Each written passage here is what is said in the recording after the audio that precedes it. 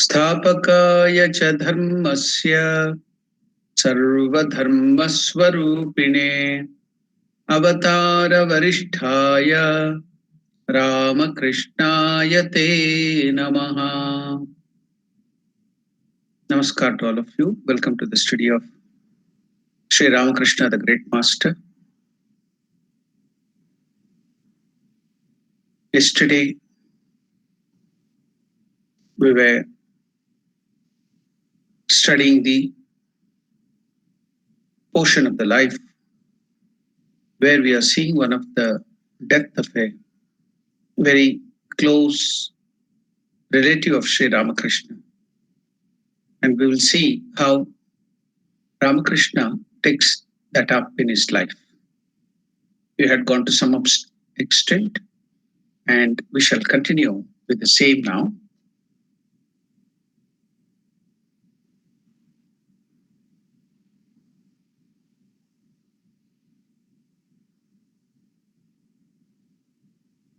Sri Ramakrishna told about Akshay Kumar. When he fell sick, call a good doctor and administer good treatment to your satisfaction. But the boy, it is certain, will not survive. Hriday said, when I heard him say so, I took him to task, saying, don't speak like that, uncle. Let not such words come out of your lips. He said, Sri Ramakrishna replied to that, do I say so of my own accord? I say things involuntarily under the divine influence. I say what the Divine Mother makes me know and say. Do I wish that Akshay Kumar should die? Hriday was very much alarmed to hear these words of the Master.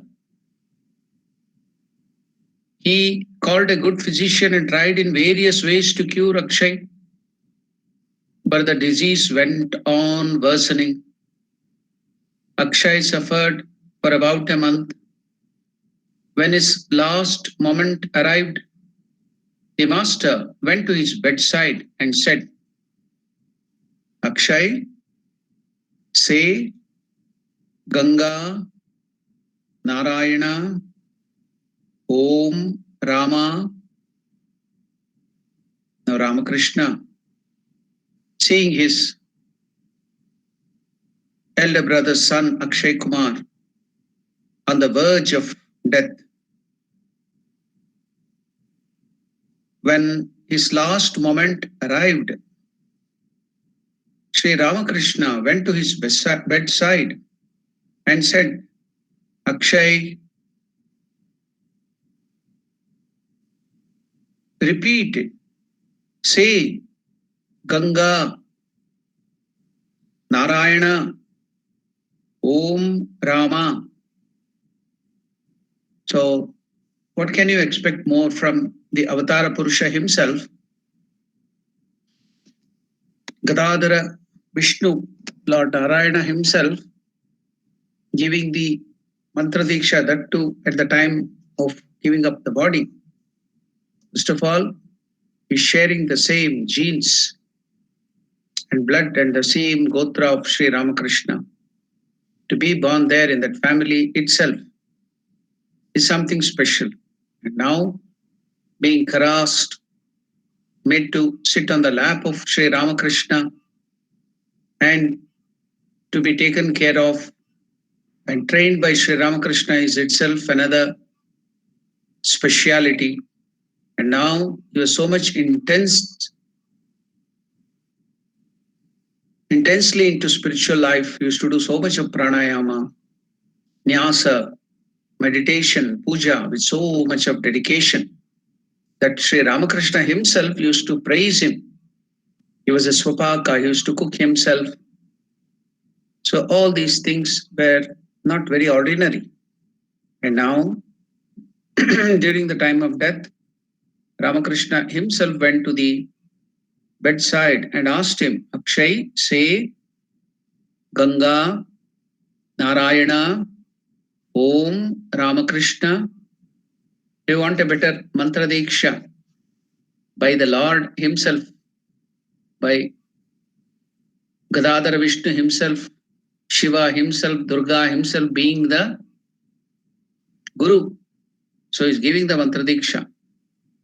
Akshay repeated the mantra once, twice, thrice. What is that? Ganga, Narayana, Om Rama. Ganga, Narayana, Om Rama. Ganga, Narayana, Om Rama. Akshay repeated the mantra once, twice, thrice, and passed away. We were told by Hriday that the more he wept at Akshay's death,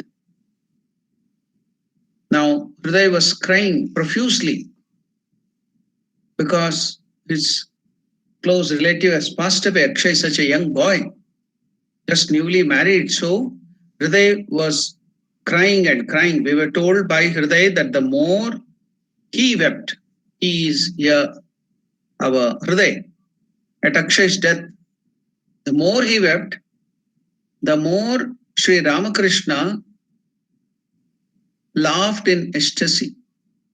Sri Ramakrishna was laughing in ecstasy On the contrary, here Hriday, filled with Agnana, Avidya, ignorance, he was crying.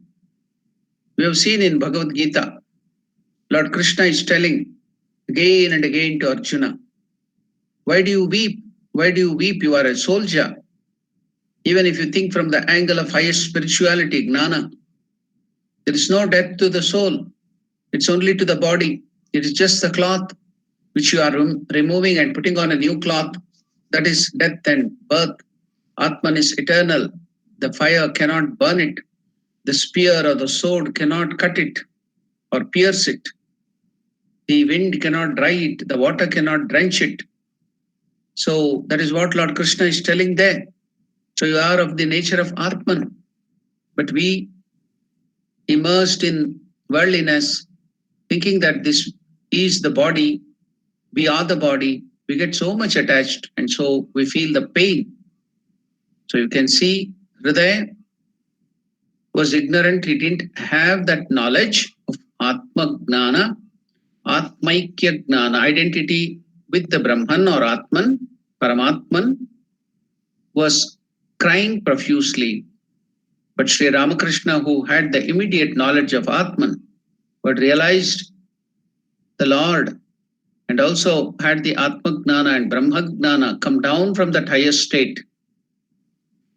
He was in that Samadhi or Brahma Gnana in continuously in that Samadhi for 6 months. So now Ramakrishna is laughing in ecstasy at Akshay's death. Although Sri Ramakrishna laughed that way, waving from a high plane of spiritual consciousness at the death of his dear nephew Akshay, of pleasant looks. It is not that Sri Ramakrishna felt no great shock in his heart. Long afterwards, Sri Ramakrishna spoke to us of this event several times. He used to say that although during ecstasy, he regarded death as but a change of state, he felt a great void at the death of Akshay Kumar when he came down to the normal state of consciousness.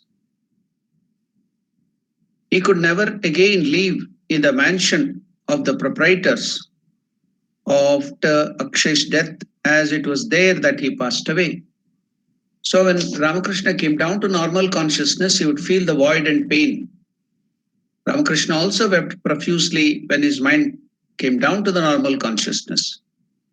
But when he was in ecstasy, when he saw that death is nothing but giving up this body which is worn out like a cloth. We have seen how Vivekananda gave up his body in meditation, even fixing the time, seeing the almanac. Then at the same time, Shashi Maharaj, Shashi Bhushana Chakravarti, Ramakrishnananda ji, another direct disciple of Sri Ramakrishna, was living in Madras or Chennai at that time.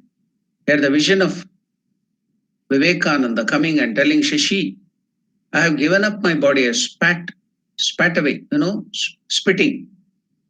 So I have spit off or spat the body out just like a garment, thrown out the garment, he spat it out.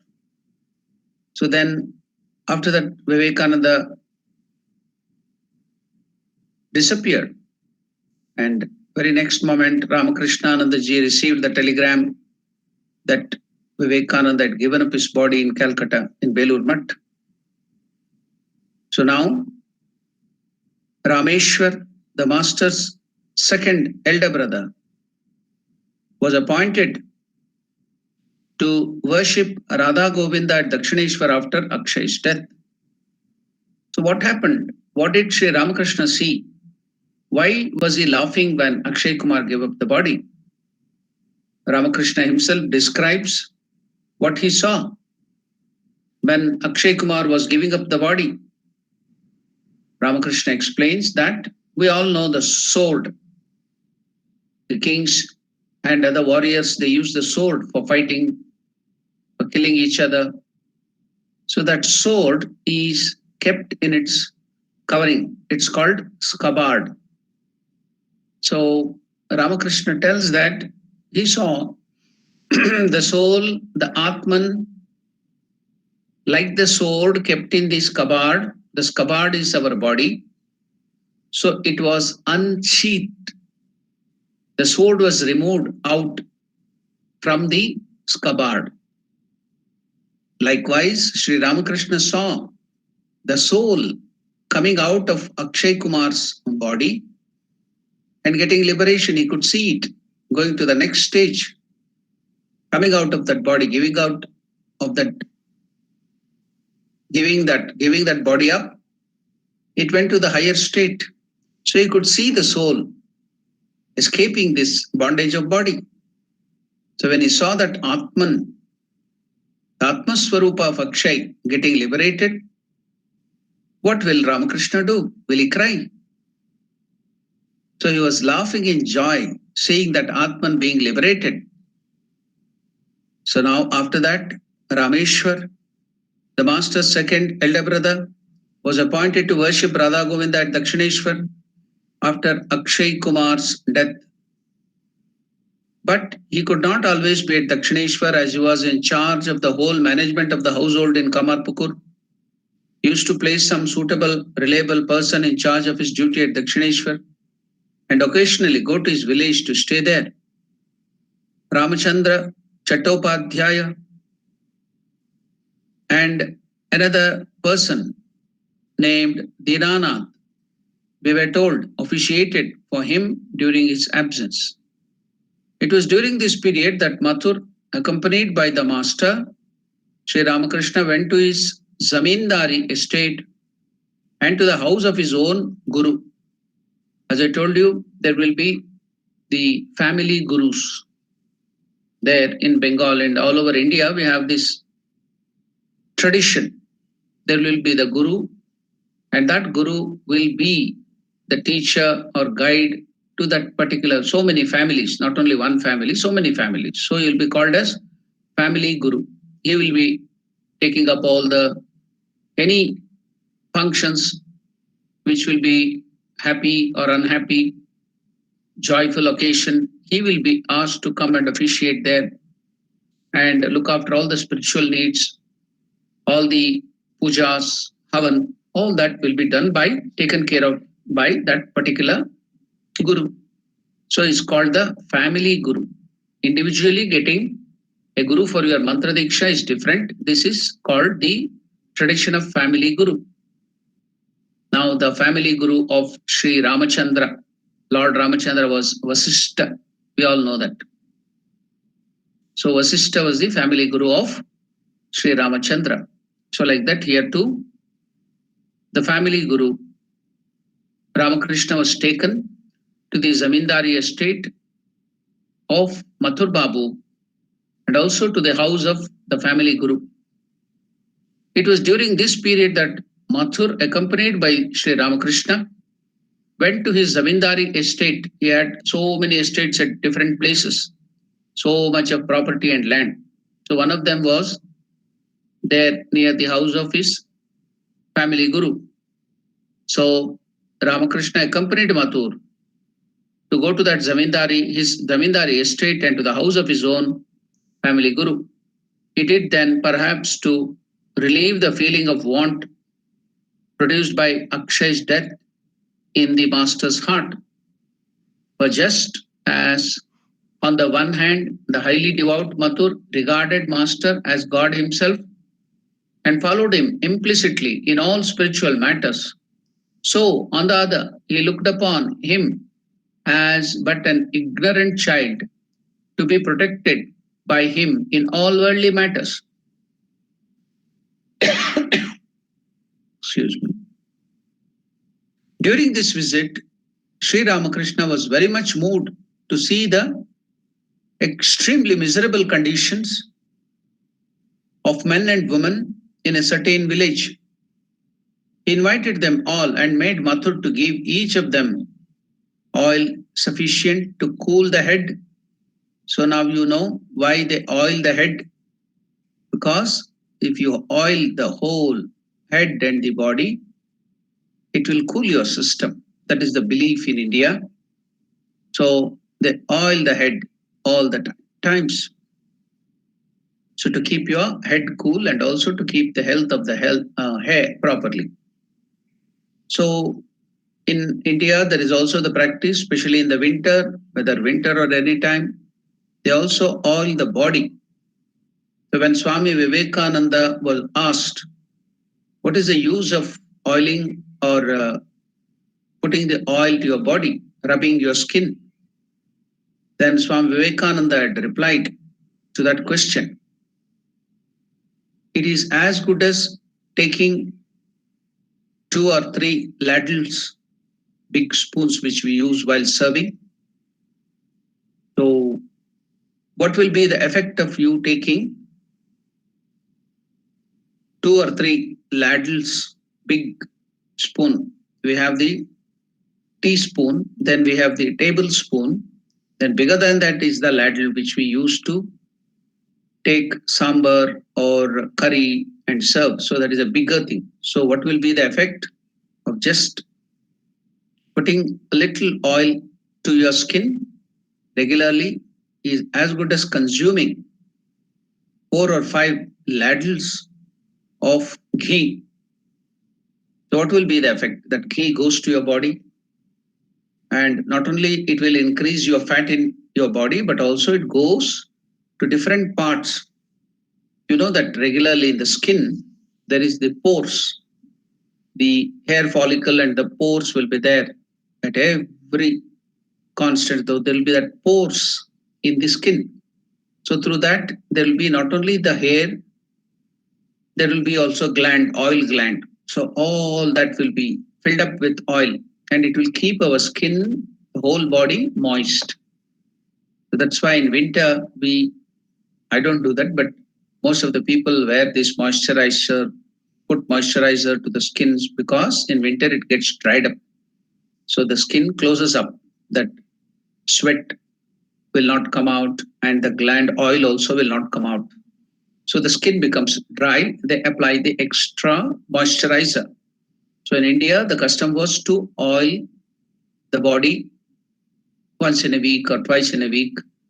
So what will be the other thing, effect of the oil which goes into the body? They used to use pure ghee, not the refined oil, sunflower oil and other things which are very bad to the health. So, but the pure ghee was very good to health. So this would not only go to make your skin moist, but also that oil would be supplied to all the joints, bone joints. So it would act like oiling, over oiling or greasing, so that our bones will function properly at every bone ending or the bone joints. There will be oil. So that oil will keep the bones not get worn out. So they take a lot of ghee for that purpose. But whatever ghee you take in large quantity, what will be the effect of oiling your body is it will keep your bones properly oiled and also skin in good health. There's a reason in India regularly they put oil to their body. So Ramakrishna also used to have that. They use the mustard oil in Bengal, UP, Bihar, and other area. They use this mustard oil. So if you go to different areas, it will be different. Coconut oil in coastal areas like Kerala, Tamil Nadu, some parts of Karnataka. So in Maharashtra and some parts of Karnataka and some parts of Madhya Pradesh, they use the groundnut oil, peanut oil. So different oils, gingerly oil will be used. Then other than that, they use the tila, the sesame oil. So like that, different oil will be used. That is the very helpful for the skin. So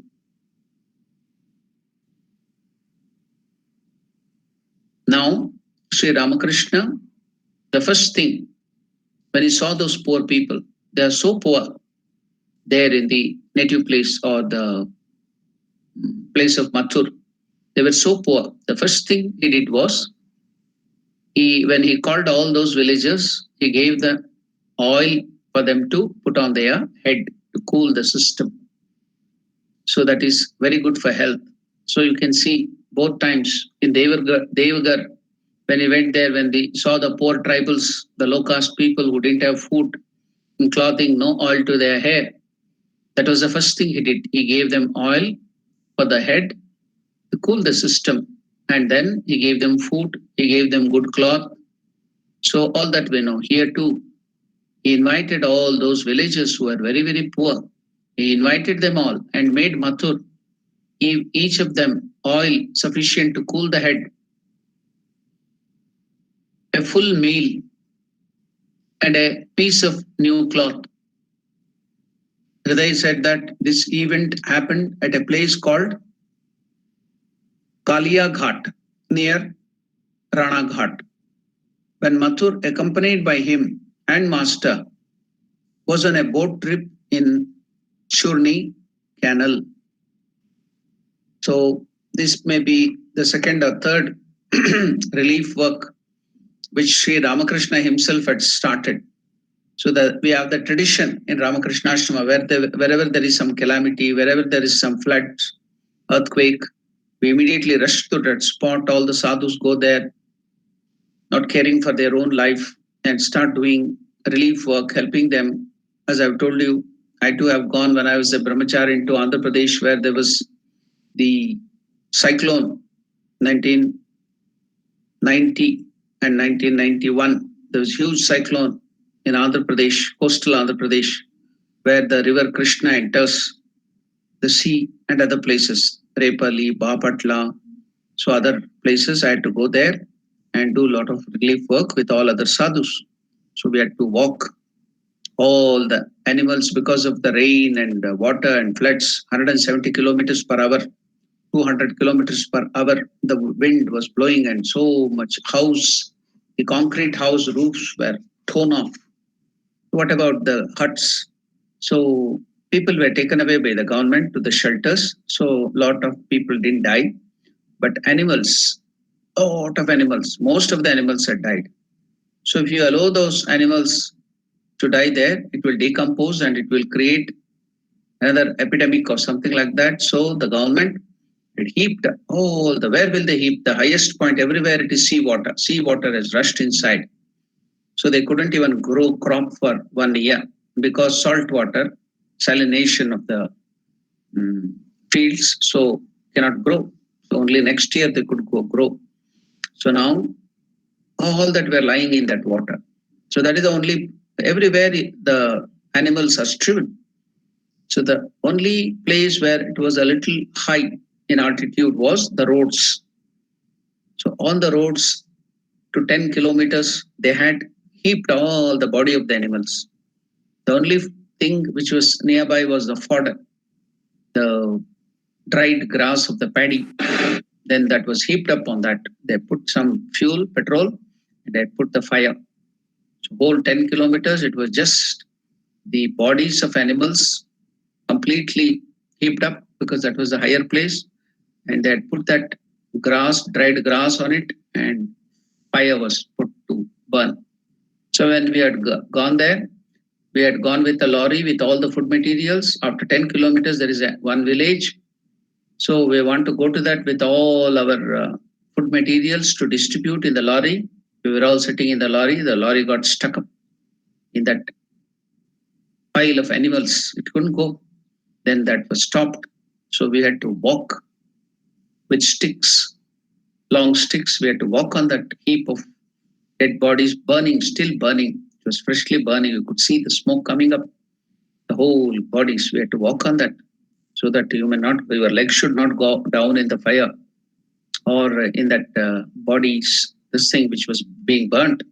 So I had to take the stick and walk, go to that place, distribute food to them, see their condition, bring them back, ask them to come here, and we gave them the food. All those things was done. So Ramakrishna Ashrama does that lot of work wherever there is epidemic, wherever there is now. You can see the pandemic at that time in India, everywhere, in spite of so many sadhus dying themselves because of coronavirus. But yet, every ashrama is going out to all the poor people and distributing food, helping them. Even though many sadhus, I think more than 7 or 8 sadhus have passed away, all young sadhus, old sadhus, because of the coronavirus, they have passed away. In spite of that, nobody cares for their life. They go out to do the work. So, where is the beginning? Who inspired us? It is Sri Ramakrishna himself. Whenever he could see anywhere poor people in difficulty, is to rush to their aid and help them. So that is what the tradition started by Sri Ramakrishna, of providing relief to poor people wherever he sees, whichever time he used to do that. And Ramakrishna Ashrama has taken up that inspiration. It is still doing the work. So when you see the Paramatma Swarupa and all the living beings suffering there, how can you keep quiet? So that is true practical spirituality, practical Vedanta. After realizing Atman or Paramatman, seeing Parabrahman, then can you keep quiet? When you see the Lord suffering in that form, you can't keep quiet. So you have to rush and help the Lord in the form of the poor, destitutes, the diseased. So you have to help them. So that's what you can see Sri Ramakrishna doing. He invited all the poor people and made Mathur to give each of them oil sufficient to cool the head, a full meal, and a piece of new cloth. Hriday said that this event happened at a place called Kalai Ghat near Rana Ghat. Now, Hriday told us that Mathur had Mathur had his own home in village called Sonabere.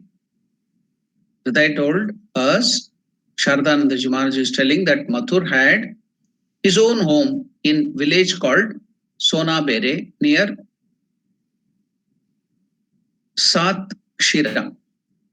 The villages round it were then included in Mathur's estate, to which he took the master. The home of Mathur's guru was not far from this place. There was a quarrel going on at the time among the members of the family of the guru over the division of their property.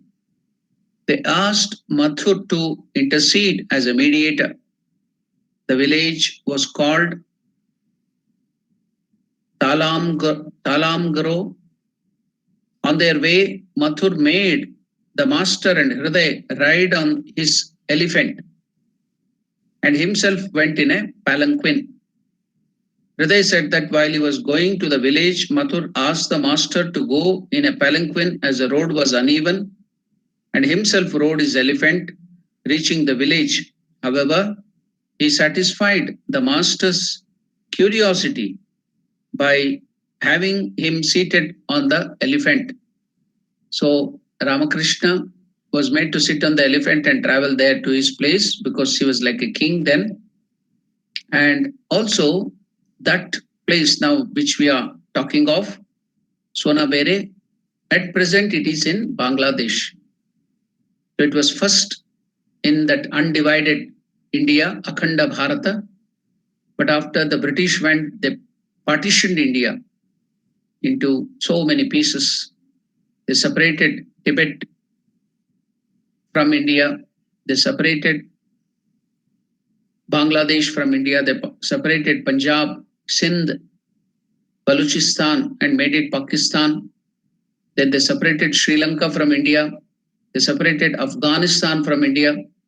So earlier this was all called together Akhanda Bharat. Everything was in India. Even so many other places. Burma was also a part of India, which was called, Burma was called as Brahmadesha. So all these were parts of India. They divided and redivided.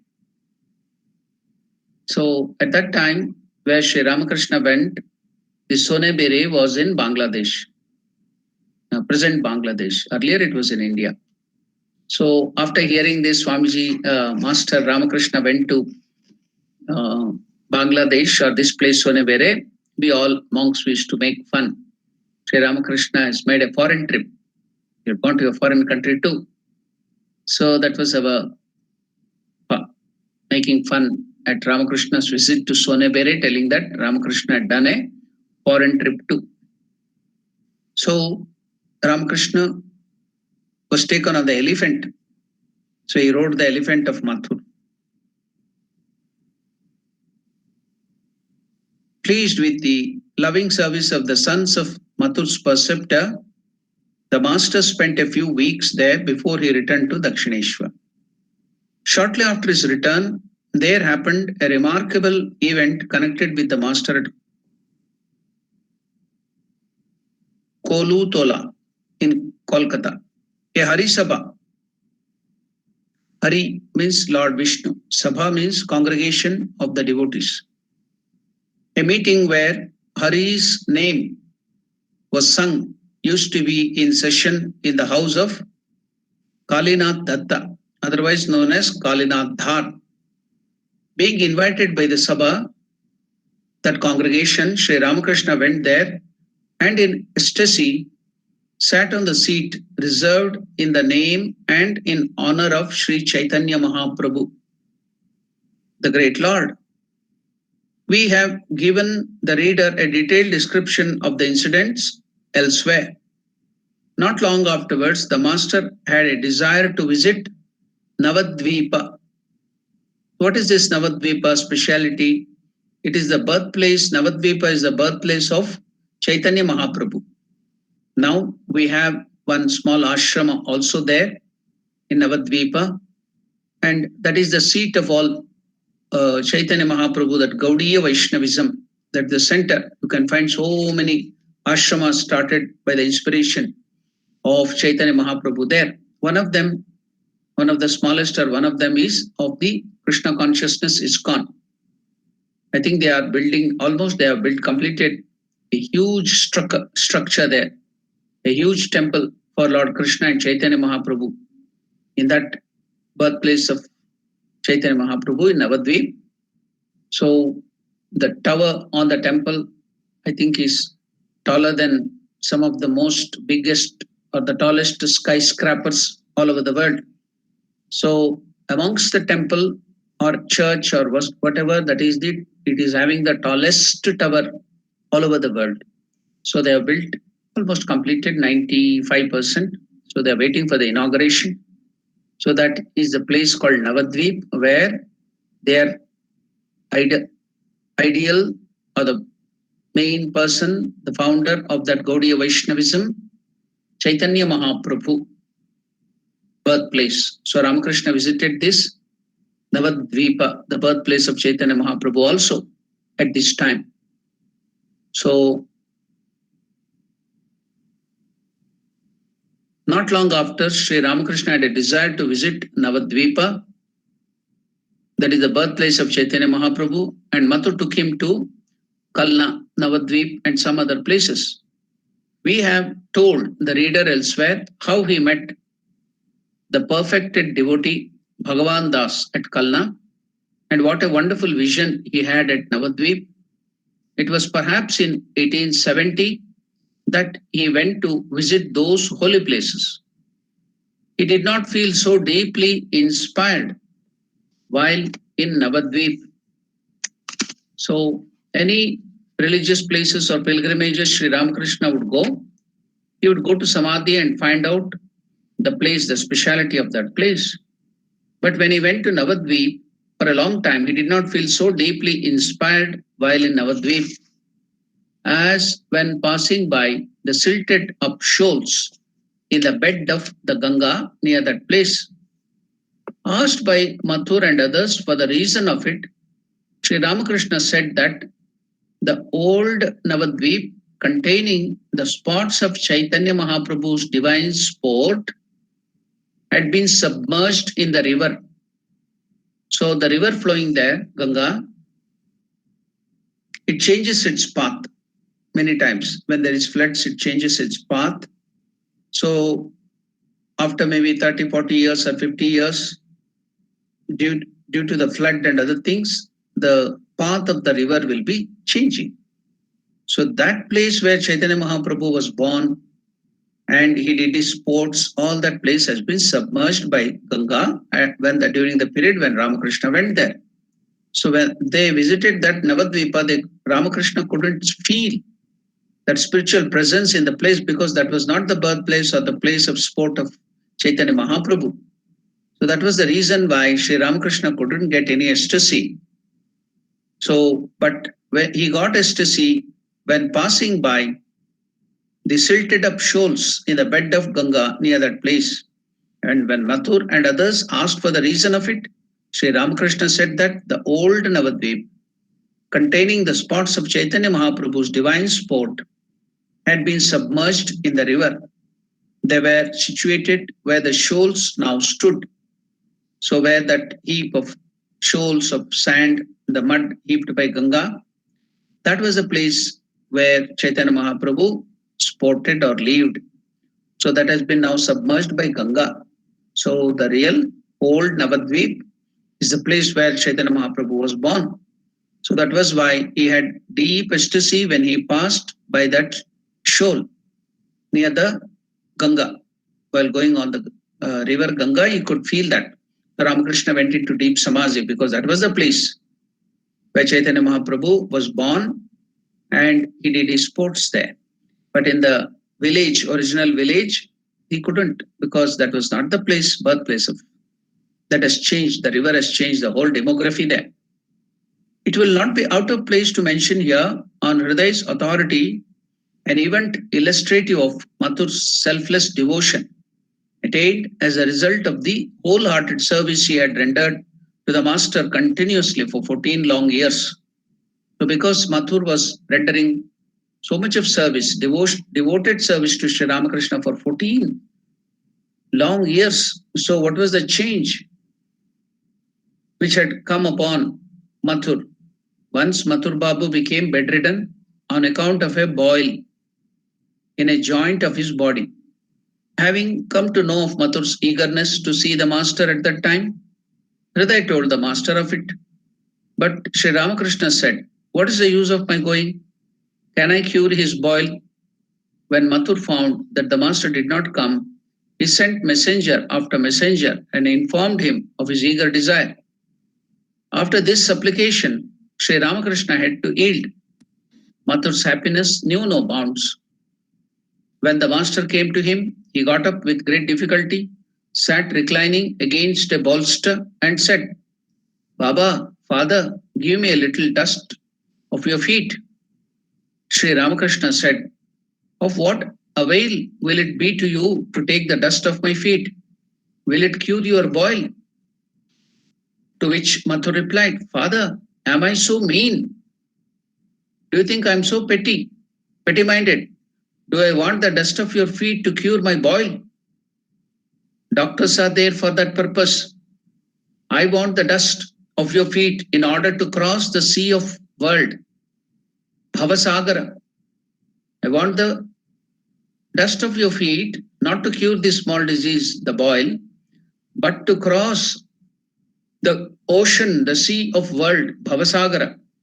As soon as Mathur said this, Sri Ramakrishna went into ecstasy, seeing the selfless devotion, how much spiritually forward Mathur had gone forward. That meanness, that worldliness, that selfishness had gone. He wanted that to cross the Bhavaroga. That means he wanted to attain liberation, to realize God. As soon as Mathur said that words, the master went into ecstasy. Mathur seeing Ramakrishna going to ecstasy, he placed his head on Sri Ramakrishna's feet and regarded himself as blessed thereby. Tears of bliss streamed out from both his eyes. Now, he didn't want that boil to be cured, but because of the presence and blessings of Sri Ramakrishna, Mathur was cured of the disease in a short time after that. Both Hriday and the master had told us many things pertaining to those times, indicative of the great faith and devotion of Mathur for Sri Ramakrishna. Mathur had the firm conviction that master was his only refuge. Mathur Babu had the deep conviction, not ordinary belief. So that deep conviction, when that belief is converted into deep conviction, that becomes faith. So now you can know the difference between Shraddha and just ordinary belief. So you had faith in Sri Ramakrishna, deep conviction. So Mathur had firm conviction that Sri Ramakrishna was his only refuge and resort, both here and here afterwards. Not only in this life, but also after he gives up his body, that is called here afterwards. Life after death is here afterwards. So Mathur believed, he had firm conviction that Sri Ramakrishna was his only refuge and resort, both here and here afterwards. The Master's grace for him was also boundless. So, as you have faith in the Lord, what is that? It is directly proportional. In all the chemical reactions and equations, and many a place we used to read that as directly proportional. Now, the energy produced by converting the matter is called E is equal to mc square. So energy is directly proportional to mass and c. C is the speed of the light. And there will be one constant also, k. So in all the equations, we can see that whenever something is directly proportional, there will be a constant k. So here, what is directly proportional? So Mathur Babu's faith in Sri Ramakrishna was so intense. So how much ever faith you have, that much of grace you receive. So faith, the intensity of the faith will get you the grace, because God's grace will be always flowing on everybody. God doesn't do any partiality on anybody, anyone, anything special, because in everybody it is the same Lord who exists. So can the Lord be partial to someone and impartial to someone and too much partial to somebody? No, the Lord can't do. He will be always showering his grace on everybody. But how to receive the grace of God? So the more the faith, intensity of conviction, and the more we surrender, then the more grace we receive. The grace is always there. The intensity of your faith brings in the grace and you can be nourished. So very, very important thing we have learned from Mathur today. Mathur had the firm conviction that Sri Ramakrishna was his only refuge and resort, both here and hereafter. Sri Ramakrishna's grace for him was also boundless because of his service. So when you have the faith, now your belief and conviction will be converted into action. You cannot keep quiet. You will start serving intensely. So your faith is indicated by your service. How much service you do, how much of karma yoga you do. That is indicative of the faith you have. The more karma yoga you do, the more work you do for the Lord. That means the more faith you have in the Lord, devotion in the Lord. So otherwise it is just belief. Yes, I go to the temple, eat some prasad, put some religious mark and go back. That's all. There ends the matter. That is, you have belief. But when it is converted into conviction, deep faith, then it will be proved in action by your service. You cannot keep quiet. You want to serve the Lord in different ways, the children of the Lord. You'll do the service of the Lord in so many ways. Then automatically, the more you do service, that the more faith you have, then you receive that much of grace of the Lord. So as I told you, it is directly proportional to the faith and the service you do, because God will be always showering his grace on everybody without any partiality. But what is the condition that we can receive it? The more ego you have, the more pride and ego you have, that much you cannot receive. They are the barriers. The Lord, though he wants to shower, you are putting in the barricade, the shield, a mental barrier will be created in the form of the ego. It will not allow the grace to fall on you. The moment you give up that ego and start serving the Lord with faith, the opposite of this ego is faith and surrender. Then you cannot keep quiet, you will be serving. Surrender means not just crying and keeping quiet, but serving the Lord, putting it into action. The belief is converted into action. That's why I always tell those words. What is faith? Faith is belief in action. So then automatically the grace of the Lord, which is filled everywhere, you can receive it. The more, the bigger the vessel of faith, the more, the bigger the vessel of devotion, then the more grace you can receive. So now, although the Master's grace for Mathur was boundless, also boundless, although the independent-minded Mathur felt annoyed now and then at some of the, although the independent-minded Sri Ramakrishna felt annoyed now and then at some of the Mathur's action, he forgot them immediately. So whenever Mathur would commit some mistakes, he used to do, he was a human being, he used to commit mistake like all of us. But Ramakrishna used to many times forgive them. So although the independent-minded Sri Ramakrishna felt annoyed now and then at some of the Mathur's action, he forgot them immediately, granted all his requests, and tried to do what was conducive to his welfare, both in this world and in the next. What a strong and profound loving relation subsisted between the Master and Mathur is clearly seen from the following anecdote. Once the Master said in ecstasy to Mathur, what did Sri Ramakrishna tell Mathur in ecstasy, in Samadhi? As long as you live, O Mathur, as long as you live, I too shall be there at Dakshineshwar. Mathur was startled to hear the words of Sri Ramakrishna in ecstasy. Ramakrishna is telling, as long Mathur you live, I will be staying in Dakshineshwar. After that, I will not stay. Mathur was very much startled to hear that, for he knew that Mother of the Universe herself in the person of Sri Ramakrishna was always protecting him and his family. Therefore, when he heard it, Mathur thought that the Master would forsake his family after his passing away. He then said very humbly to Sri Ramakrishna, why so, Father? Baba, Kano? Why so, Father? My wife and son Dwaraka are also very much devoted to you.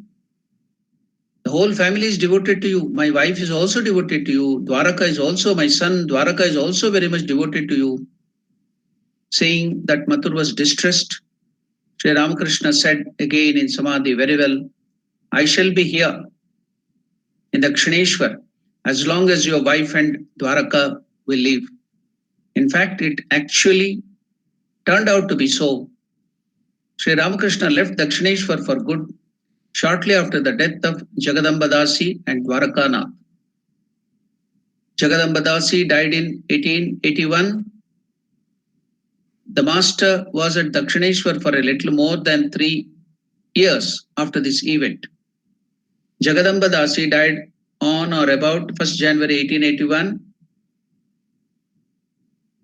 leaving defendant Trailokya, then the only son of Mathur, heir surviving. So now, on another occasion, Mathur said to Master, how is this, Father? You said your devotees would be coming, but where are they? I do not find them coming. Sri Ramakrishna used to proclaim again and again that so many devotees will come. Mother will send so many young boys, and he has to give them knowledge. All the direct disciples and all other devotees, so many devotees, householder devotees were coming. But the young boys would dedicate their life to Sri Ramakrishna and to serve the humanity, all the direct disciples. So Ramakrishna used to mention about that. Divine Mother has shown me all great souls have taken body in and around Calcutta now. For this purpose, they have to come to me. So, but when nobody started coming during the period of Mathur, Mathur asked on an occasion to Sri Ramakrishna, Baba, Father, how is this? You said your devotees will be coming, but where are they? I do not find them coming. To which Sri Ramakrishna replied, I don't know. After how long the mother will bring them to me? But truly, the mother herself has revealed it to me that many of those young boys will come, the great spiritual aspirants who have gone forward too much in spiritual life. All of them have taken body to come here. So mother has shown me they have to come. Mother's words cannot be untrue. They are going to come. I don't know, but I do not know after how long mother will bring them. But truly, the mother herself has revealed it to me. Whatever else she had made known to me has proved to be true one by one. Who knows why this has not yet come true? So saying, the master was in a depressed mood and thought, was that vision of mine then a delusion? Then Mathur felt sorry to see him depressed and thought within himself that it was foolish on his part to have raised that topic. In order to console the childlike Sri Ramakrishna, he then said to him, Father, let them come or not. I am here, your devotee, always following you obediently. How then can it be said that your vision about devotees has not come true? I am like more than 100 devotee. I am always following you. That has come true. The words of mother has come true. How then can it be said that your vision about devotees has not come true? For I am in myself a host of them. That is why the mother said, many devotees would come. Then Sri Ramakrishna replied, what you say may be true. Who knows? Mathur did not proceed further with that topic, but raising another diverted Sri Ramakrishna's mind. Now you can learn from Mathur how sometimes we tell the bitter truths and pain the mind of a family members or the near and dear ones or the people around us. So you can also tell the same thing instead of hurting people, telling that I'm very truthful and I will tell the things on the face and hurt other people.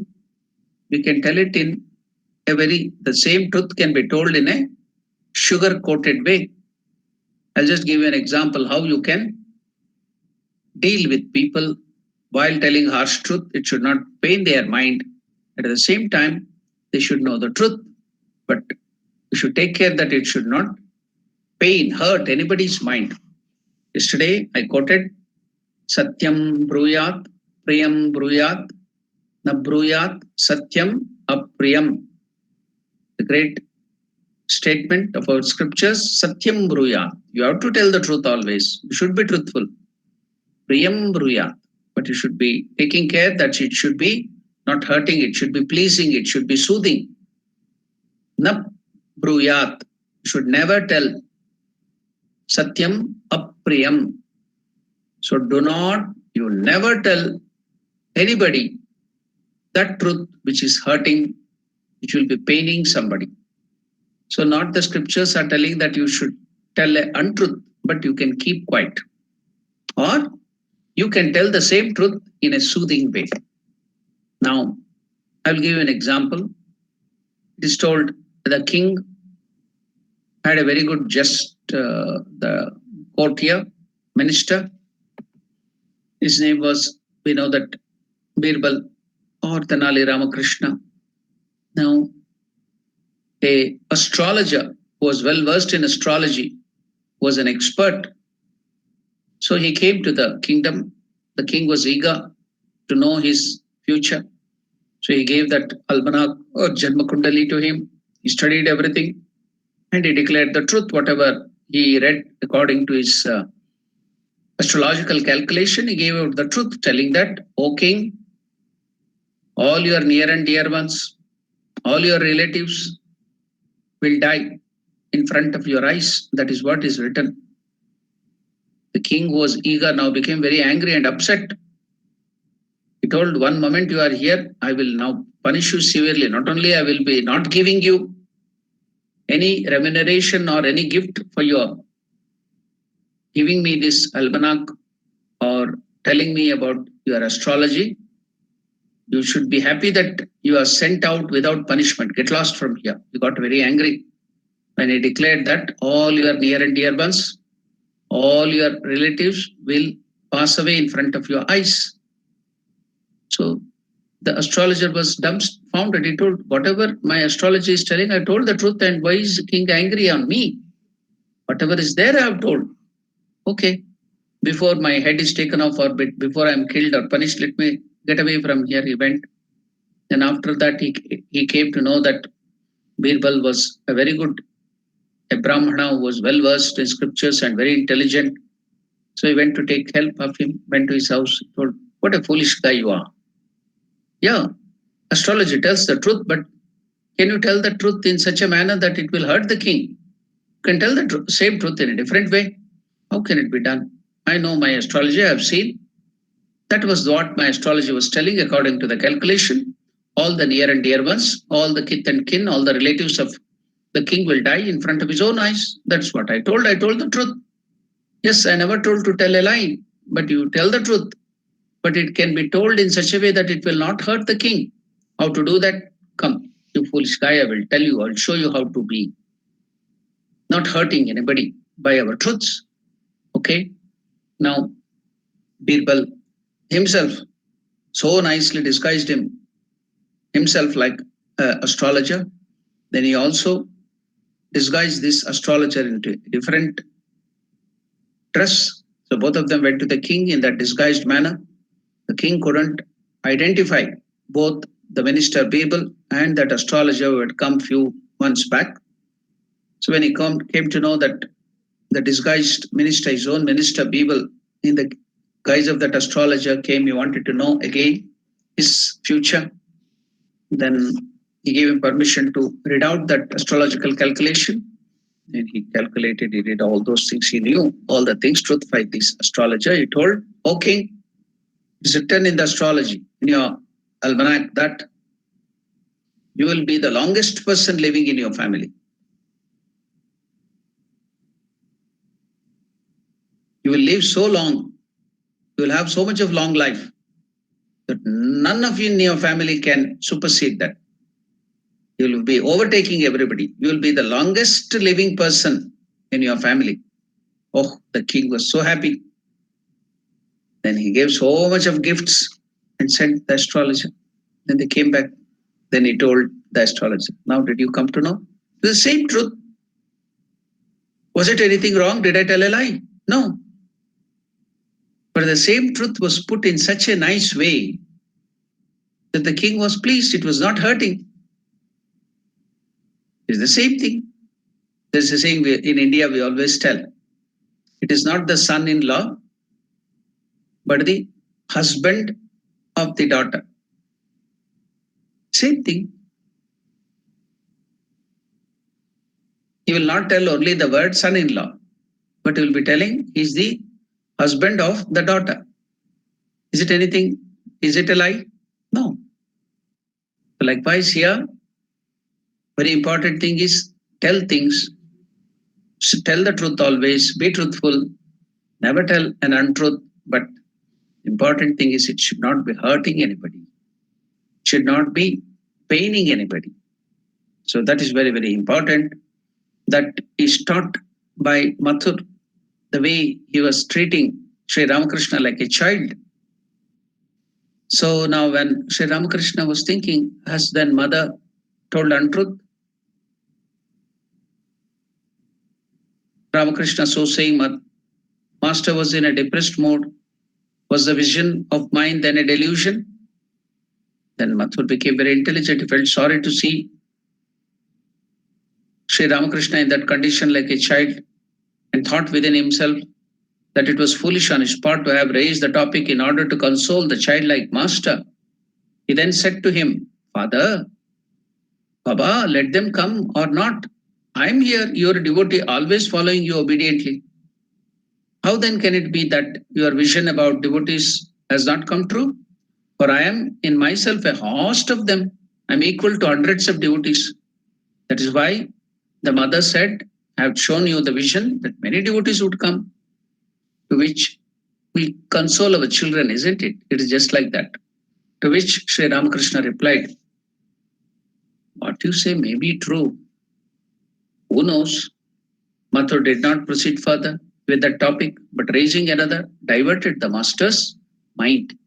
So how nicely the psychology of the people have to be studied, and we have to deal with everybody without hurting anybody. It's very, very important, which we have to have that quality in our life. Nobody. So in the guise of that, we need not tell untruth and go on telling so many things which are not true. But should be very careful while talking. We should not hurt anybody. It should soothe them.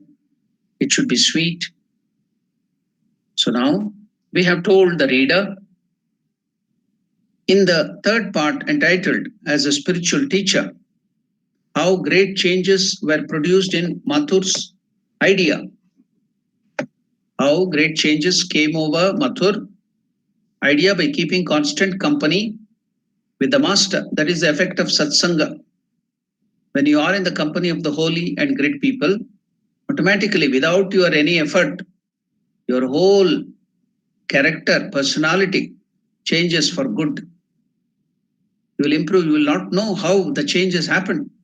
That's why in many places, everywhere in the scriptures, it is constantly spoken of to have satsanga, satsanga, satsanga, satsanga, company of the good, company of the good. So there was a great philosopher in southern part of India. His name was Sarvagna. He used to mention the Sajjana Sahavasa, company of Sajjana, good people, is like tasting honey. Sajjana, the good people, the great people, godly people, saints, Sahavasa means company, is like tasting honey. Then what about the Durjana Sahavasa, the bad people, the ill-natured people, their company, the bad company? How is it? It is just like the uncleaned, dirty gutter. Just like the gutter. If you make the company of the gutter, what will happen? You will start stinking, bad fragrance, bad smell. Then you will get all that bad thing there, virus, bacteria, everything. So the company of the bad guys are like having the company of the gutter, dirty gutter, unwashed gutter, uncleaned gutter. But on the contrary, the company of the good people, satsanga, is like the taste of the tasting the honey. So we used to add to that, telling that if the company of good people is just like tasting honey, then the company of bad people is just like stinging of the honeybee. So that we used to make fun, though it was not there in that we used to add that, telling that the company of the good people, if it is like tasting honey, the company of the bad people is just like stinging of the honeybee. So it's very, very painful, isn't it? So another great Acharya, Shiva Avatara, Shankaracharya, as told in Mohamudgara, Satsangatve Nissangatvam, Nissangatve Nischalatatvam, Nischalatatve Jivan Muktihi. No, Nirmohatvam. Nischalatatve Nirmohatvam, Nirmohatve Jivan Muktihi. So, Satsangatve Nissangatvam. by the good company of the saints and realized souls and godly people, then you will get nissanga, detachment to all the bad things in this world. You will get detachment to that. And attachment to God will increase. Satsangatve, nissangatvam, nissangatve, nischalatatvam. Then your faith and conviction in God, nischalatattva, will become firm. So like that, you will get Jivan Mukti. You will be liberated even by living. You will get liberation even in this life itself by the company of the great. That's what Shankaracharya has told. Satsangatve, nissangatvam. It is there in Mohamutkara. So satsanga is very, very important. We can see the satsanga of Sri Ramakrishna on the life of Mathur. So much of change has come. Earlier, he was just like a ruffian, egoistic, so much of other bad things used to do. Everything is changed. He doesn't know how great change was produced in Mathur by keeping constant company with Sri Ramakrishna. Those who render service to a liberated soul become, say, the scriptures, the recipient of the results of all the goods actions done by him. I'll quote it again, very, very important. We have to note this, etch this in our mind. What does the scriptures say? Shardanandaji Maharaj is quoting the scriptures. He is telling that our scripture says, those who render, please note it very carefully, those who render service, seva, those who render service to liberated person, a saintly person, a God-realized person, maybe a householder, he may be a monk, he may be anybody for that sake. Anybody who renders service to a liberated person, godly person, who thinks of God always, service to a liberated person becomes, says the scriptures, the recipient. What does he receive? The recipient of the results, karmaphala, results of all good actions done by that saint. He becomes the recipient of all the results of the good actions done by that saint. So satsanga and service to great people, good people, satsanga of the devotees, satsanga of the children of God, satsanga of good people, you will get the result of the fruit, the result of the actions, the good actions they have done will be yours. You will be the recipient. That is what Shardanandaji Maharaj is telling, and that too quoting the scriptures. So, is it a wonder that those who serve an incarnation of God should come to be endowed with so many great excellences? So there was a roundabout turn, complete change in Mathur, ideas and nature. He himself became like a great saint. You could see the way he was handling. So the ceaseless flow of time, with its waves of adversity and prosperity, happiness and misery, union and separation, life and death, brought the world gradually to the year BE 1278, that is the Indian calendar, AD, that is the Anno Domini, the Gregorian calendar, 1871. The relationship of Mathur with the master, deepening through the years, reached its 15th year. The month of Vaishaka and Jeshta had run their course, and Ashada too had been half submerged into the abyss of the past when Mathur became bedridden with fever. Rising rapidly, the fever turned into complicated and continuous type, and in a week, Mathur lost his power of speech. He couldn't speak, he lost his power of speech. The master knew beforehand that Mathur's vow of devotion was now at its end, and that master was about to take her mother, divine mother, was about to take her devotee Mathur into her bosom very soon. So Divine Mother had told that she will be taking away Mathur from this arena, this drama now of Ramakrishna's life, and she'll take away that great devotee into her bosom very soon. So Ramakrishna knew about it, that Mathur will not survive this disease. The master knew beforehand that Mathur's vow of devotion was now at its end, and that the mother was about to take her devotee into her bosom very soon. Therefore, although he used to send Hriday daily to see Mathur to his house, so he was to inquire his health. Ramakrishna used to send Hriday to Mathur's house every day, daily. Therefore, although Sri Ramakrishna used to send Hriday daily to see Mathur, he himself never went to see him even once. The last day came and Mathur was taken to Kali Ghat. So Kali Ghat.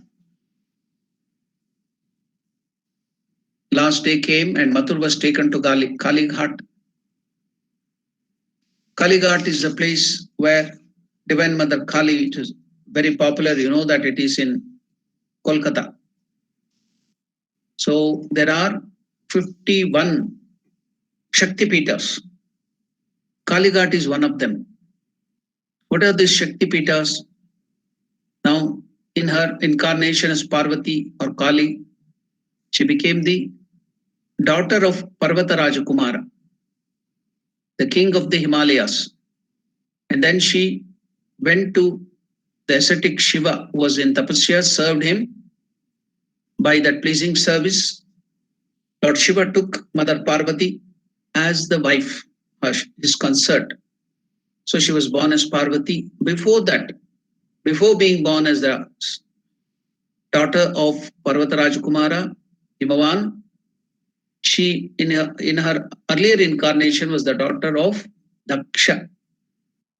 So her name was Dakshayani or Sati Dakshayani. Then too, she fell in love with Shiva and married Shiva against the wishes of father. His father, Daksha, didn't like.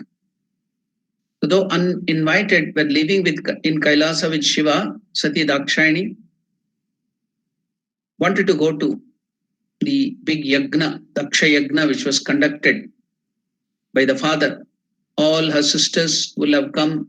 She wanted to see the mother and also take the blessings of father and meet all her relatives. So she wanted to go. Shiva warned her, do not go uninvited. Please do not go when you are not invited there. You will be in trouble. That Mother Sati Dakshayani didn't hear what Shiva told. So that's why in India we have a custom that you should not go to any place when you are not invited. The tradition comes from this story, where Sati Dakshayani went against the words of Lord Shiva. When Shiva warned her, you should never go to a place when you are not invited. When you go, mishaps will happen. You'll be in trouble. Something great dangers will come. So please do not go to a place uninvited. So making this as a cue, the words of Lord Shiva, in India, the practice is there that all our parents, our mother, our father, and other brothers, they used to tell us that is very, very strong. You should never go to a place uninvited. So we would not go if somebody would not invite to any functions or something.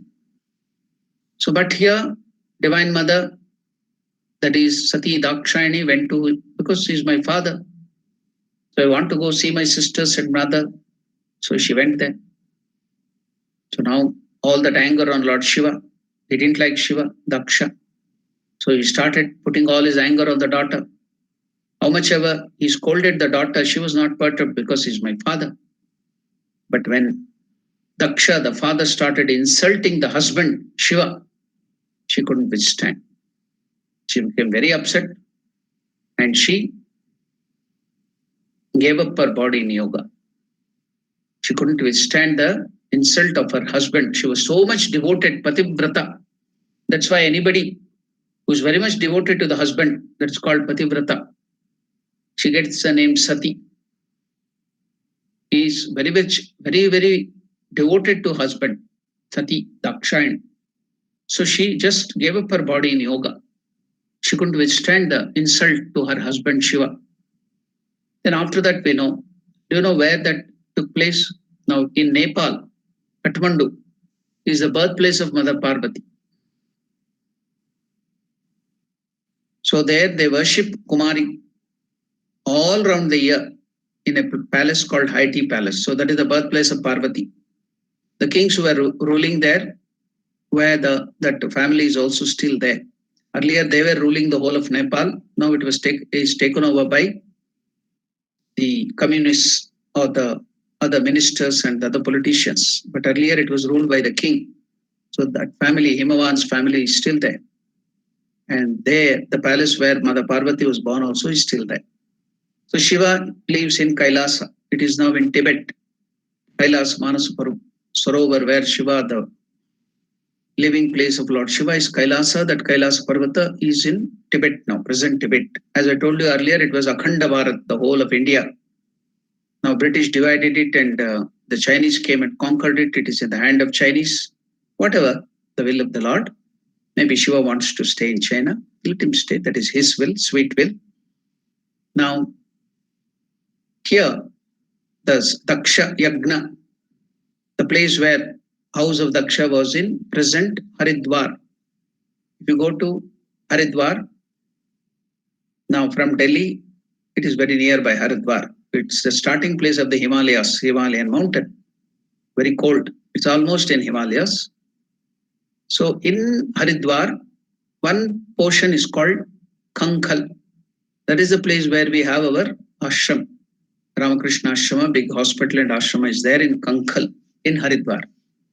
Kankhalati iti Kankhalaha means that is the place where you can destroy all your sins. Why? Because this Daksha Yagna happened there.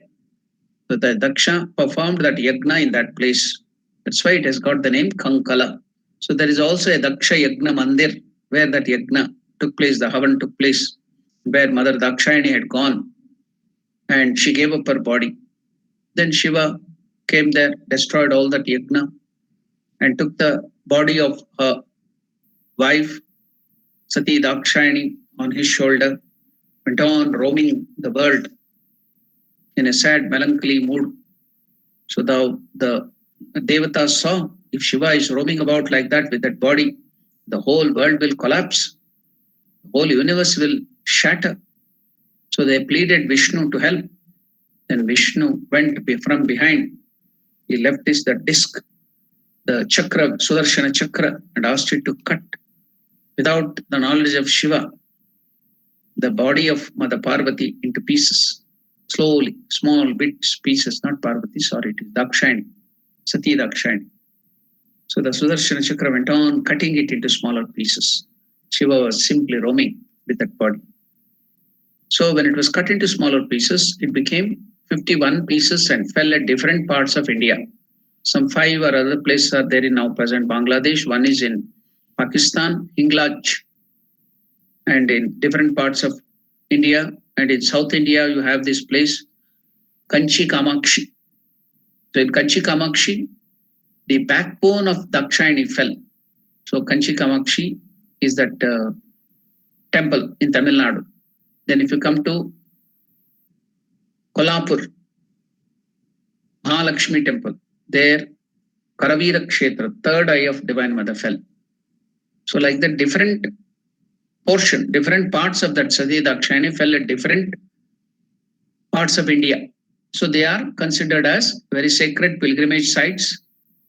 So in Gujarat also it is there, in Madhya Pradesh, wherever this Jyotirlinga is there one Shaktipita will be there. So it is striven everywhere in Himalayas, different parts of India, 51. I tried to visit many of them.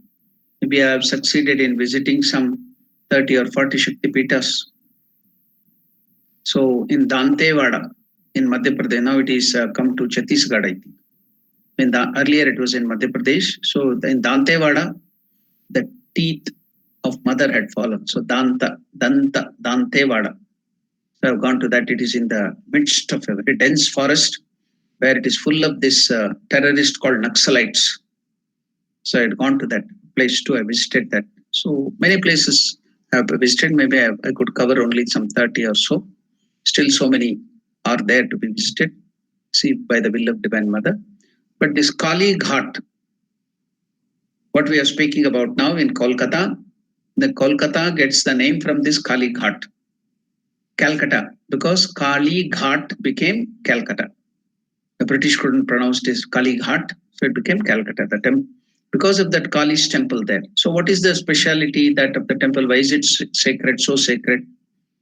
The little finger, the small finger of Divine Mother Sati Dakshayani has fallen there. So that place is so popular, Kali temple. So the little finger of Mother, Divine Mother, has fallen there. That's why Kalighat is so famous. So when Mathur was about to die, his body beforehand, he wanted to give up his body because he was a very great devotee of Mother Kali. And in his astrology also that it was calculation, it was told that his Ishtadevata, Divine Mother Kali, will take up a human body and will be always with him, protecting him. It was Ramakrishna. Kali in the form of Ramakrishna was because Ramakrishna was none other than Kali. So he was taking care. Now, while dying, they wanted to take him to Kalighat, and there he wanted to give up the body. Then they will take to Ganga also. You know that even our great devotee who built that Dakshineshwar temple, Rani Rasmani, also her body was taken and immersed in Ganga before death. They will give up to this chest, they will immerse in Ganga, waiting to give up the body. So they want to give up their body in Ganga. So they will get liberation, or this thing will be there. But now that practice is gone. Earlier that practice was there. I've seen one devotee when I was staying in Bangalore Ashrama. She was the daughter of one of the greatest poet of Karnataka, Kannada poet. He had got so many this thing. He was the second Rashtrakavi. Then he had got Gnanapita Prashasti, so many awards as a poet. And he was a great devotee of Sri Ramakrishna. He got his education and grew up in Mysore Ramakrishna Ashrama. It's very close to revered Ranganathanandaji Maharaj. He was initiated by one of the direct disciples of Sri Ramakrishna, that is Mahapurush Maharaj Shivanandaji. So he wrote so many things on Sri Ramakrishna, life of Sri Ramakrishna, and so many songs on Mother Sharda Devi. So the one which is Sri Sharada Devi He Mahamate, Sri Ramakrishna, that Samprite, that song is written by that great poet. And it is very popular in Argentina and Brazil. They sing that song with great care. And our Mataji of Eshavel asked me, that song is so beautiful. Can you tell the meaning? Which language is it from? Told I will tell, but somehow I couldn't get an opportunity to talk to them. So that was written by that great poet. And also he translated the Song of the Sannyasin into that vernacular from English, which Swami Vivekananda has written in so beautiful way that many people tell as if Swami Vivekananda himself has written that song in that vernacular. Such is a beautiful way he has translated. So he was so much devoted to Sri Ramakrishna, intensely devoted. He would not call priests to do any work in his house, any good work, even the marriage, no priest would be called. So he used to keep the photo of Sri Ramakrishna. He had so much of faith in Sri Ramakrishna. All his daughters and this child, their marriage was done in that fashion. Or his close relatives. Keep the photo of Ramakrishna, take that garland as a prasad of Sri Ramakrishna, and they will exchange, then the marriage is over. Such was the deep faith in Sri Ramakrishna, that poet. So he had given that faith to his daughters and other people. One daughter lived in Bangalore. She was so dedicated to ashrama. She used to come serve the sadhus. Any sadhu is sick, very seriously sick, she used to bring food when they are in the hospital. And her husband was a bone specialist. He was a orthopedician. So even any other disease, they had a nursing home. They used to take the swamis there, or Shardamat Matajis there, serve them, give them food. So much of service they used to do for the devotees of Sri Ramakrishna, free of cost. So she developed cancer in her last days. Then one of the driver who was known to me told, I know one God, their deity which manifests, a divine mother manifests in one person. We will get solution, your disease can be cured. You know what was the reply of the daughter of that great poet, Kuampu? She told, I belong to the family of Sri Ramakrishna. If I live, I will live in Ramakrishna. If I die, I will die in Ramakrishna. If I'm in pain, I'll be in Ramakrishna.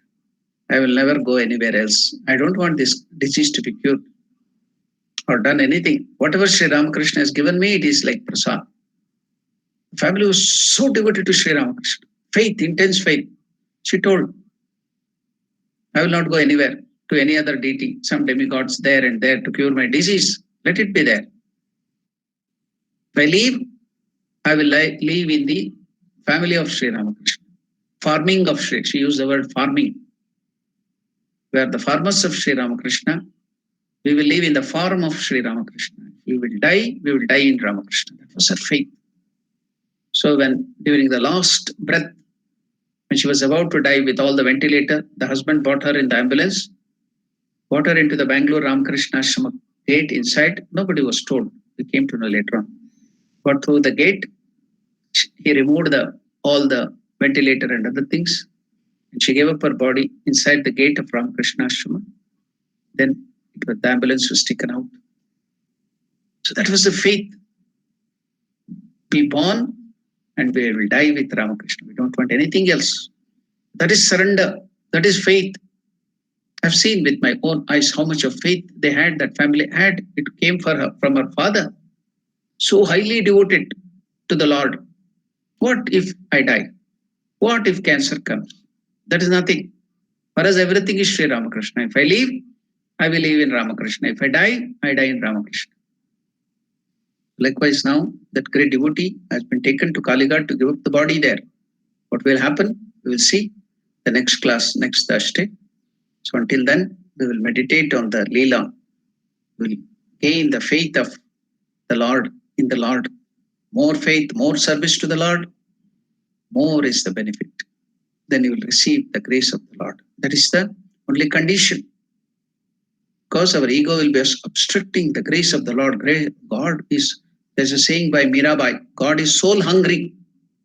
God is soul hungry. He wants to come and lift all the souls and give them liberation. But because of our ego, God is helpless. We don't want the grace of the Lord to flow. Ego barrier. So faith is the opposite. Service is the opposite of ego. Serve the Lord. Do the service of the Lord. Pray to the Lord. Have faith in Him. Surrender to Him and receive the grace of the Lord. So in this, with all these teachings in our head, we will wait up till next Thursday. Meditate on those aspects of the Lord. So this is also satsanga. Satsanga is not only having the company of some person, even reading a book, hearing a book is also satsanga. What we were doing all this from 6:30 to 8 o'clock now? We were in the satsanga of Sri Ramakrishna Master. We were in the satsanga of Shardanandaji Maharaj. We were in the satsanga of the divine company of Mathur Babu, Akshay Kumar. Is this not satsanga? So read, meditate, we are in the satsanga. So read gospel, you are in the satsanga of Ramakrishna. Read Holy Mother's life and gospel of Holy Mother, you are in the satsanga of Holy Mother, Sharda Devi. Read Bhagavata, you are satsanga of Vishnu, Narayana, Shiva, everything. So there is another way of being in satsanga too. Let us enjoy this satsanga and get all the benefits of satsanga. Up till next Thursday, we will again meet and have the satsanga of Sri Ramakrishna. So now is the time for question and answer. If you have any questions, if you have any doubts, you can ask.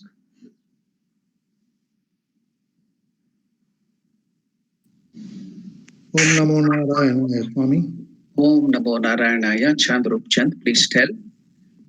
There was a Chaitanya Mahaprabhu. Yeah. He reminds me most, he used to also get into samadhi just like Sri Ramakrishna ji. Yeah. During his chanting and his bhajans, You are that he right. went onto the street. And I see, is that practice still going on in that place, in that area, Navadvipa, or is it stopped?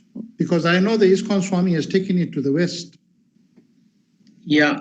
As I told you, the ISKCON people have built a big temple, tallest tower, but that is only one part of that Chaitanya Mahaprabhu's following. There are thousands of mathas, different ashramas there, thousands of people all over Bengal and Assam and Manipur, and also what you call Vrindavan, Rajasthan, then in Orissa, in Puri Jagannatha, who are followers of Chaitanya Mahaprabhu. There are so many different ashramas who take the name of Chaitanya Mahaprabhu. ISKCON is one small part of that. Because they have come international, you know ISKCON. But other people are silently doing their work as what you call sadhana of Lord Vishnu there, Narayana, and following Chaitanya Mahaprabhu. They are not heard or seen. That's all. Thank you.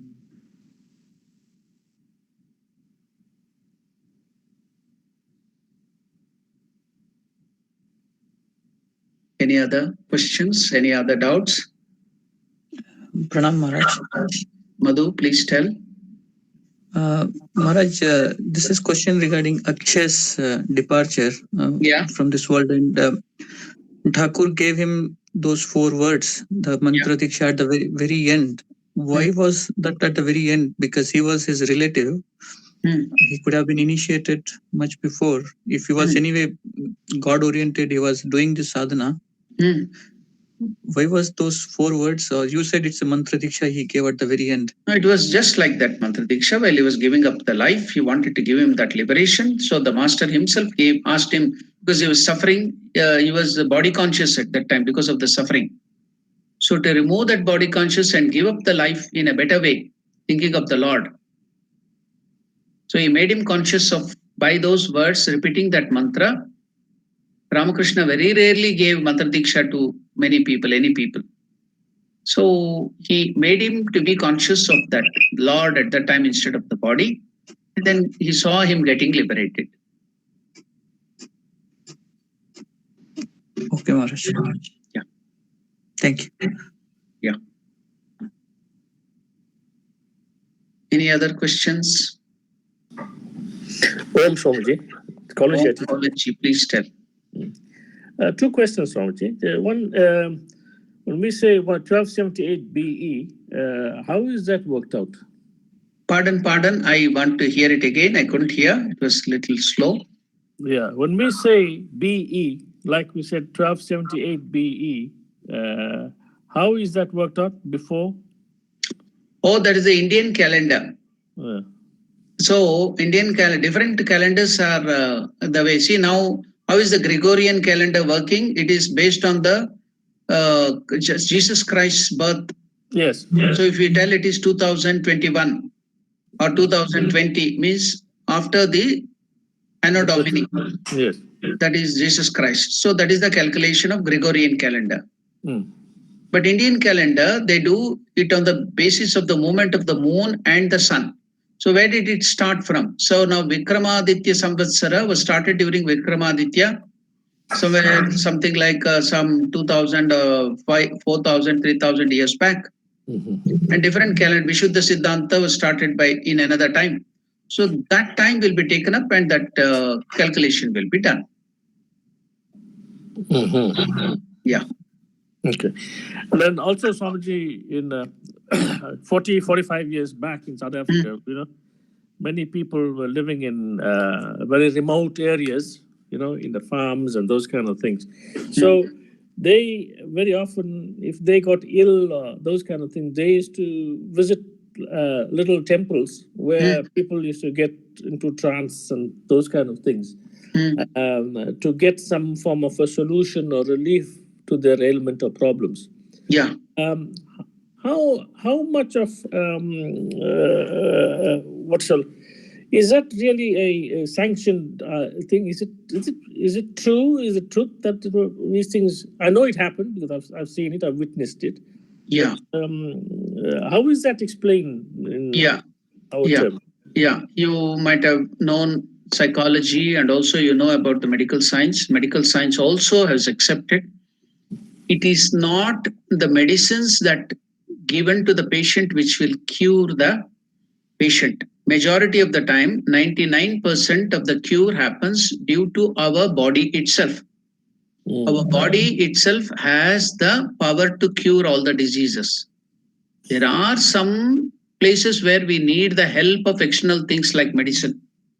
Otherwise, majority of the time, it is the defense system or the immune system of the body which is curing. The body itself has that. So one more thing which we know in medical science is placebo effect and nocebo effect. Yes. So the placebo effect is the thing which is working there. When the doctor gives him even a vitamin medicine, and if he tells, if you have faith in the doctor, and if the doctor tells, I have given you the most powerful medicine, if you take that, the disease will be cured. So your mind will take it so deeply, the suggestion, that if you have faith in doctor, what happens is you take that vitamin tablet and the body will be cured. Even the worst of the diseases will be cured because you have faith. So that is called placebo effect. So like that, when that person with that divine God or something, when he used to tell that you will be cured. So you have faith in that person. 45 years back, you are a man where you had so much of faith. Now we have, because of our maybe education and other things, we have lost faith. So we don't believe in that thing. It is all the faith. If you have faith, as the faith, everything, the result will be like that. So there is a saying in Sanskrit that what education should give us is faith. Faith. If we have faith, then we have got everything. So that's why whole thing is dependent upon your faith. So if you have faith, you get everything. If you don't have faith, that is absence of faith means ego. Ego is the main obstructor of faith. Thank you, Swamiji. Yeah.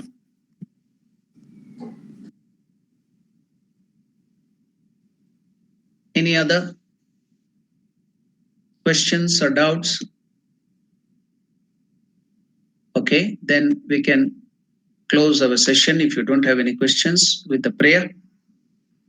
As usual, the announcement is put there on the live chat. The seminar on stress management through neuroplasticity, survive or evolve. The Johannesburg Ramakrishna Ashrama Women's Empowerment Group is hosting a seminar to help the individuals and families cope with stress because of this pandemic, a topic made more relevant during the present COVID-19 pandemic. Is free of cost. Yeah, if you attend that and take the benefit and remove your stress and be happy, that is the cost which can be paid. And other than that, the venue is online. So anybody, anywhere, whichever part of the world can attend it. In South Africa, it is on the 10th, noon, 2 o'clock to 4 o'clock. And in India, it will be something like 5:30 or so. So you can register quickly.